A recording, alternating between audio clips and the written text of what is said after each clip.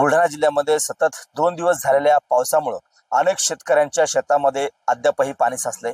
जवळपास आता 36 तास उलटून गेले, मात्र आताही शेतकऱ्यांच्या शेतामध्ये म्हणजे पिकांच्या शेतामध्ये पाणी साचलेलं आहे आणि त्यामुळे पिकांचं मोठं नुकसान झालेलं आहे। मी सध्या बुलढाणा तालुक्यातील या सौ शिवारामध्ये आहे। आपण जर पाहिलं तर सतत 2 दिवस जिल्ह्यामध्ये पाऊस झाला आणि या पावसामुळे शेतकऱ्यांच्या शेतामध्ये पाणी साचलेलं आहे।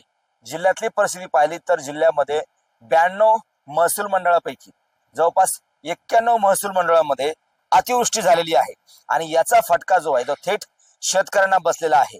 जिल्ह्यातल्या जवळपास 1,13,000 शेतकऱ्यांना याचा फटका बसलेला आहे आणि 84,000 हेक्टरवरील पिकांचं नुकसान झालेलं आहे। त्यामध्ये सोयाबीन असेल, उडीद मूग असेल, मका असेल, ज्वारी असेल किंवा इतरही पिकं असतील, या संपूर्ण पिकांचं नुकसान झालेलं आहे। जिल्ह्यातल्या सगळ्यात जास्त जर नुकसान झालं असेल तर मलकापूर आणि जळगाव जामोद तालुक्यातील शेतकऱ्यांचं झालेलं आहे। एकंदरीत पाहिलं तर मागील जून महिना उलटला, जुलै महिना उलटला, मात्र जुलैच्या अखेरीस मोठा अतिवृष्टी सदृश पाऊस झाला।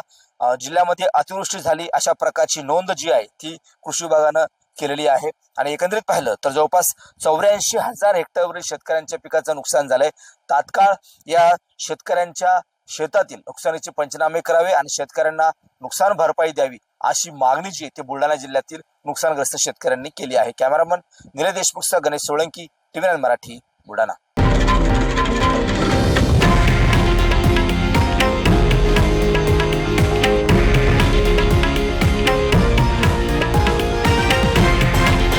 हे आहे देशातील नंबर 1 न्यूज नेटवर्क आणि आपण पाहत आहात TV9 मराठी, एकमेव।